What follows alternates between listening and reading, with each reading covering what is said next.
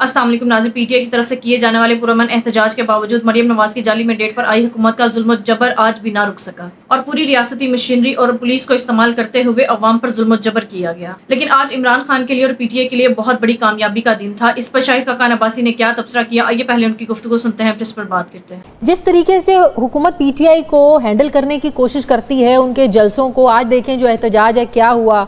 आपने तो वैसे मैं पूछना भूल गई, आपने तो पिंडी जाना है, पिंडी तो आपका बंद है। नहीं, मैं पिंडी से आया हूँ। बंद था पिंडी रात से बंद है। अच्छा, कल भी बंद है वैसे? जी, वो रात से बंद है और रास्ते में मजे की बात है कि इस्लामाबाद से बाहर जाने के रास्ते भी बंद है। हाँ, बंद है, यानी अंदर आना चले समझ आती है, भी बाहर जाना क्यों बंद होता है? क्यों हुकूमत इतना सर पे क्यों सवार हो गए? पीटीआई के जलसे, पीटीआई का एहतजाज, इस्लामाबाद में क्या हुआ, लाहौर में भी रास्ते बंद थे। जो कहता ना नहीं बंद थे, लाहौर में भी रास्ते बंद थे। और आज उनके ये हुकूमत खुद क्यों इनको पॉपुलर कर रही है? नहीं, वो मैंने कल किसी जर्नलिस्ट ने पूछा था कि जलसा कैसा होगा। मैं कहा जलसा इंशाल्लाह हुकूमत कामयाब करके देगी। हुकूमत पूरी कोशिश कर रही है जलसा कामयाब हो।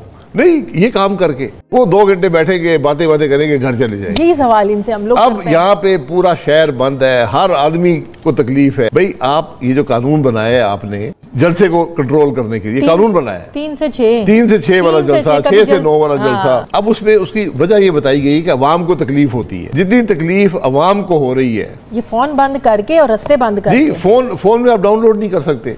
हाँ। तो जितनी तकलीफ आज अवाम को है, जलसा तो उसे क्या तकलीफ देता है अवाम को? तो चंद सड़कों पे तकलीफ होती है, यहाँ पूरे शहर में तकलीफ है।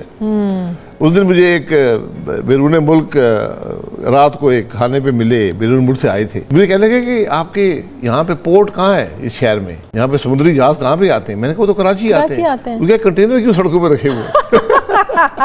वो कहते हैं मैं जिधर जाता हूँ कंटेनर रखे हुए। तो कहते तो आज हकीकत ये है कि इस्लामाबाद में ज्यादा कंटेनर है और कराची पोर्ट पे बेचारे बाहर से आने वाले बेवकूफ बन जाते हैं। असाब पे क्यों सवार है इमरान खान? नहीं, मुझे क्या पता जी, मेरे असाब पे तो सवार नहीं है। जिनके सवार है उनकी हरकतें देख ले। इमरान खान कहते हैं इमरान खान नहीं सवार, अवाम की राय सवार है। अवाम ने एक राय दे दी, अब बदकिस्मती से आप उसको मजीद तकवीत दे रहे हैं। सियासत को में मुदाखलत मत करें, हमेशा खराबी पैदा होती है। इसलिए हमने कुछ सबक हासिल नहीं किया तारीख से। एस्टेब्लिशमेंट के लिए भी लम्हा फिक्रिया है कि यार आप किधर क्या कर रहे हैं। आप भी अपने हालात को देखें, मुल्क के हालात को देखें, रास्ता ढूंढने। आज रास्ता ढूंढने की जरूरत है, ये तफरीक खत्म हो। मियाँ साहब जब से वापस आए हैं, इलेक्शंस हुए, ना अवाम में, ना सियासी उस तरीके से मामलात में, ना पार्लियामेंट में, कहीं नहीं। इसके पीछे क्या वजह आपको लगती है? खामोशी है। जो सियासी आदमी होता है ना, वो एक जलसे में अवाम पर एक झलक डालकर उसको समझ आ जाती है हालात क्या है।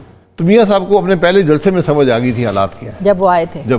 तो इसलिए वो समझते हैं आज हालात क्या हैं। लेकिन अब मजबूरी है, हुकूमतें उनकी मजबूरी थी मियाँ साहब? हुकूमतें नहीं, मजबूरी जो भी है, हुकूमतें उनकी हैं, कायम हैं। मैं तो आप जो बता रही हैं, जो बॉडी लैंग्वेज नजर आती है टीवी पर, वैसे वो अच्छी नहीं है बॉडी लैंग्वेज। नून लीग में ज़ाहिर अभी भी आपके दोस्त हैं, ऐसे थोड़ी होता है कि आपने पार्टी बदल दी तो आपके दोस्त भी बदल गए। सब आपके दोस्त हैं, आपसे ख्यालात का इजहार तो करते होंगे जो पार्टी कर रही है। नून लीग के लोग आपके दोस्त जो अभी भी नून लीग में है। नहीं, वो हालात से बिल्कुल खुश नहीं। देखिए, सियासी जो आदमी होता है उसको हल्के में जाना पड़ता है।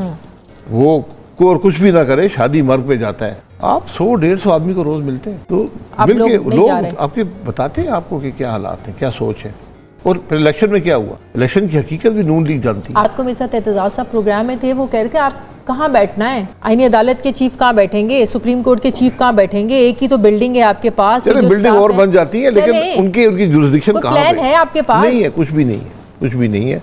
ये एक मज़ाक़ खेज बातें हैं कि सिर्फ एक आदमी मुल्क का चीफ जस्टिस ना बन सके, उस पर सारी खेल है। ये सिर्फ इदारे के एक चीफ को, जी, जो अगले एज के हिसाब से मामला चल रहा है, मंसूर, वो उन्हीं की बारी है। जी, मैं यकीन मैं ना उनको जानता हूँ, ना उनके बारे में कुछ जानता हूँ, लेकिन जो भी बन रहा है उसका हक है। निजाम बना हुआ है, उसी निजाम के तहत मौजूदा चीफ जस्टिस बने, इससे पहले वाले भी उसके तहत बने थे, अगला भी बनेंगे। क्या रुकावट है? क्या आज पूरी हुकूमत, पूरे मुल्क का निजाम एक जज से खाइफ है? और जो कुछ उनके बारे में सुना है कि बड़े वो दरमियाने यानी रास्ते पे चलने वाला आदमी है, सबको कंसेंसस से चलने वाले आदमी है, वैसे कंट्रोवर्शियल। इसको आप दूसरी चीज से भी तो जरा जोड़ के देखें, चीफ जस्टिस मंसूर अली शाह साहब और पीटीआई उनके बारे में क्या कहती है और ये उनके बारे में क्या कहते हैं। तो आप कहानी कहाँ से शुरू होती है? फिर इमरान खान से। जी, फैसले किसके हवाले से आने? सजाएं किसको दिलवाना चाहते हैं, तो कहानी तो इमरान खान से जुड़ी हुई है ना। फैसले देखें, ना इमरान खान की बात है, ना फैसले आइन के मुताबिक होते हैं, कानून के मुताबिक होते हैं। किसी को रिलीफ मिल जाएगा, कुछ की ख्वाहिश पूरी नहीं होगी, यही होता है हमेशा हर फैसले में। तो ये क्या आप अच्छा प्रेसिडेंट सेट कर रहे हैं कि अदालत एक फैसला देती है, आप कानून ले आते हैं और बाद में आप कहते हैं जी हम तो कानून ले आए, हम तो पाबंद नहीं है? ये अच्छा प्रेसिडेंट नहीं, बिल्कुल गलत है, ये इल्लीगल है। और मैं हैरान हूँ, सुप्रीम कोर्ट को स्ट्राइक डाउन करना चाहिए, ऐसे कानून को सस्पेंड करना चाहिए कि इसके मतलब बताएं क्या है। कल तो फिर सुप्रीम कोर्ट को बंद कर देना। जो सुप्रीम कोर्ट फैसला करेगा हुकूमत एक कानून ले आएगी। आपको पसंद नहीं आएगा, आप कानून ले आएंगे। आज की छुट्टी हो गई। अब आज देख लें, ना हुकूमत मान रही है सुप्रीम कोर्ट का फैसला, ना इलेक्शन कमीशन मान रहा है। आज इदारे, आईनी इदारे आपस में मुतसादिम है, एक दूसरे के सामने खड़े हो गए। ये इलेक्शन कमीशन कंफ्यूज है या मजबूर है? फर्क है इस बात में। मजबूरी, कंफ्यूजन नहीं है, इसमें गुंजाइश नहीं है ना यहाँ कंफ्यूजन की गुंजाइश है, ना यहाँ मजबूरी की गुंजाइश है। सुप्रीम कोर्ट का फैसला आ गया, आपने इम्प्लीमेंट करना है। इससे पहले यूसुफ गिलानी साहब की हुकूमत टूटी, वो भी कहते मैं नहीं जाता घर, क्या कर लेगा सुप्रीम कोर्ट, मैं कानून पास कर लेता हूँ। हाँ। फिर क्या होता? ये गलत रवायात मत डालें, इनकी गुंजाइश नहीं है, ये कम्प्लीटली इलीगल कानून है। तो इलेक्शन कमीशन तो ये कहता है कि हम माने किसकी, इसका मतलब है सुपरमेसी की जंग शुरू हो गई है, हम पार्लियामेंट की मानेंगे? उनको सुप्रीम कोर्ट के फैसला मानना पड़ेगा। सियासतदान कहते हैं parliament is supreme. Parliament is supreme with in its constitutional ambit. जब मामला सुप्रीम कोर्ट के पास तशरीह के लिए चला गया, उन्होंने तशरीह कर दी, बात खत्म हो गई। अब वो तशरीह हो चुकी है। अब आप आईनी तरमीम करके उसकी नफ़ी कर सकते हैं, आप एक आम कानून से नहीं कर सकते, लेकिन वो नफ़ी भी मुस्तकबिल में होगी, माजी में जाकर नहीं हो सकती। जब सुप्रीम कोर्ट ने तशरीह की है, उस वक़्त के आइन की तशरीह कर दी है, उसके मुताबिक फैसला हो गया। अगर आपने आइन बदलना है, मुस्तकबिल में उसका इतलाक होगा। आप खुद एक पार्टी के सरबराह हैं, तो आप इन मामलात को चैलेंज क्यों नहीं करते, आप क्यों नहीं जाते? नहीं, मैं चैलेंज मैं चैलेंज कहाँ पे करूँ? क्या अदालतों को नजर नहीं आता कानून क्या बना है? मेरे फैसले की नफी तो नहीं हो रही, उनके फैसले की नफी हो रही है, मुझे उनको बताने की जरूरत है। आईनी अदालत इस वक्त मुल्क की जरूरत है? नहीं, आईनी अदालत की मुल्क को कोई जरूरत नहीं है। वो कहते हैं 55,000 केसेस यहाँ पे हैं, सेशन कोर्ट में लाखों, हाई कोर्ट्स में लाखों पेंडिंग है, हमें तो जरूरत है, हमें तो ये उधर दे। उसमें से कितने कॉन्स्टिट्यूशनल पिटीशंस हैं, कितनी उसमें से एडमिसिबल हैं? आप बैठे ना, कल कॉन्स्टिट्यूशनल कोर्ट होगा, वो क्या करेगा? वो क्या करेगा? कैसे? वहाँ यही मुकदमे जाएंगे ना, यही मुकदमे हैं, तो ये मुकदमे या एक बेंच बना दें, उसके बाद बाकी है उनको देखें। Timing is important. अगर 2006 से आप लोगों ने तय किया हुआ है, तो इसका मतलब है वही आप वाली बात, there is something fishy, there is something wrong. नहीं, 2006 के बाद अगर 18 साल बाद आपको याद आ गया कॉन्स्टिट्यूशनल कोर्ट, और उस वक्त डिबेट तो नहीं हुआ था ना, दो अफराद बैठे, उन्होंने कहा जी हाँ कॉन्स्टिट्यूशनल कोर्ट होना चाहिए। मैं देखूंगा वो मिसाक जमहूरियत में लिखा हुआ या नहीं लिखा हुआ, लेकिन चले मान लेते कि उस वक्त बात हुई थी। तो क्या आज मुल्क का क्या कसूर है? 18 साल बाद आपको याद आ गई है। मौलाना साहब तो माने नहीं है, उसके बावजूद बिलावल साहब का इतना कॉन्फिडेंट होना कि मौलाना साहब नहीं भी मानेंगे लेकिन आइन तरमीम हम पास करवा लेंगे, इस कॉन्फिडेंस के पीछे कौन है, क्या राज है, कैसे नंबर्स पूरे करेंगे? ये कॉन्फिडेंस के पीछे जो मसवदा आया है आइनी तरमीम का, उसके अंदर एक शेक है कि आप फ्लोर क्रॉसिंग कर सकते हैं।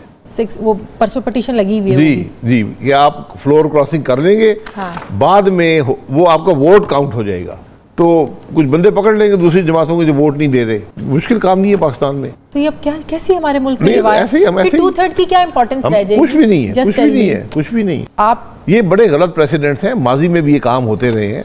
उल्टे सीधे हम लोगों को पकड़ा, किसी को डराया धमकाया, इधर ले गए उधर ले गए, वो भी तबाह हो गया, आप भी तबाह हो गए, मुल्क भी नुकसान में चला गया। हमने कुछ सीखा? हम कैसे कहें कि नून लीग ने माजी से कुछ चीज सीखा या पाकिस्तान पीपल्स पार्टी? किसी ने नहीं सीखा। कि सब ना एस्टेब्लिशमेंट सीखी है, ना जुडिशरी सीखी है, ना सियासतदान सीखे हैं। वही गलतियां रिपीट कर रहे हैं और ज्यादा शिद्दत से रिपीट कर रहे हैं, खराबी को बढ़ा रहे हैं। तो अल्लाह खैर करे। मियां साहब को वाकई नहीं पता होगा आपके ख्याल में, वो तो वोट डालने के लिए गए थे उस दिन, पिछले हफ्ता इतवार। आपको पता ना रात को क्या होता रहा? मियां साहब 3 दफा वज़ीर-ए-आज़म रहे हैं, 40 साल से मुल्क की सियासत में है। आज उनकी जमात कौमी असम्बली में, सेनेट में वोट डाल रही है, वो खुद वोट डाल रहे हैं, तो कानून यकीनन उन्होंने देखा होगा। नाज़िर शाहिद का कानाबासी का कहना था कि रावलपिंडी तो क्या इस्लामाबाद और इनके गिरदोनवाह के जितने भी शहर थे सब बंद कर दिए गए थे। मैं खुद रावलपिंडी में था और मैं बड़ी मुश्किल से इस्लामाबाद पहुंचा हूँ और रावलपिंडी में इस कदर कंटेनर्स लगा दिए गए थे कि पूरे रावलपिंडी को कंटेनर आबाद बना दिया गया। नाज़िर शाहिद खान अब्बासी के मुताबिक भी जाली मैंडेट पर आई हुकूमत इस वक्त डरी और सहमी हुई है और इस वक्त अवाम का जादू सर चढ़ कर बोल रहा है और पीटीआई के साथ अवाम ने मिलकर जो आज भरपूर एहतजाज किया है, इसके बाद तो नून लीग वालों को साफ ही सूख गया है। नून लीग के लोग जैसे कि उस्मा बुखारी, अता तारर और वो लोग जो टीवी पर बैठकर बदतमीजी करते हैं और सरासर झूठ बोलते हैं। अभी पीटीआई का एहतजाज शुरू भी नहीं हुआ था और ये टीवी पर बैठकर झूठ बोल रहे थे कि अभी तक कोई भी नहीं पहुंचा। इसके बाद जब रावलपिंडी की अवाम इस कदर एहतजाज के लिए बाहर निकली कि नून लीग वालों पर सख्ता तारी हो गया। इसके बाद वो उस्मा बुखारी जो बार बार बयान दे रही थी कि अभी तक अवाम में से कोई नहीं पहुंचा, उसके बाद वो कहीं भी नजर नहीं आई। दूसरी तरफ नाज़िर जब पीटीआई का एहतजाज शुरू हुआ और पीटीआई के एहतजाज की वीडियो तो टीवी पर चलाना अलाउ नहीं था, इसलिए जब कुछ सहाफियों ने वीडियो बनाना शुरू की तो पुलिस वालों ने उन्हें थप्पड़ मारे और उन पर तशद्दुद करना शुरू कर दिया और उन्हें गैर कानूनी तौर पर गिरफ्तार कर वहां से ले गए और उनके मोबाइल फोन भी छीन लिए गए। इसके बाद भी जब अवाम ने थमने का नाम नहीं लिया तो उसके बाद पुलिस ने अवाम पर लाठीचार्ज शुरू कर दिया। फिर भी इनसे काम नहीं बना तो फिर पुलिस वालों ने शेलिंग शुरू कर दी, जिसमें किसी की उंगली तोड़ दी गई, किसी का बाजू तोड़ दिया गया और बहुत सी अवाम इस शेलिंग की जद में आकर जख्मी हुई, यहाँ तक कि अवाम के लिए हवा को भी बंद कर दिया गया। नाज़रीन, पीटीआई की तरफ से किया जाने वाला एहतजाज आज का इतना बड़ा एहतजाज था। नून लीग की वफाकी और पंजाब की हुकूमत दोनों ही इस वक्त सख्ते में है। हालांकि इन्होंने पंजाब के तमाम बड़े शहरों को ब्लॉक कर रखा था, वहां से तो अवाम पहुंच ही नहीं सकती। हालांकि नाज़रीन, अली अमीन गंडापुर जो 30 से 40 हजार अवाम के साथ आ रहे थे, उन्हें भी रावलपिंडी पहुंचने में बहुत सी मुश्किलात का सामना करना पड़ा। लेकिन आज इन तमाम रुकावटों के बावजूद आज पीटीआई की तरफ से रावलपिंडी में तारीखी एहतजाज किया गया। इसके बाद हुकूमत की काम पे टांगने लगी। नाज़रीन, आपकी इस बारे में क्या राय है? कमेंट में जरूर बताइएगा। अगली वीडियो में मिलते हैं, तब तक के लिए अल्लाह।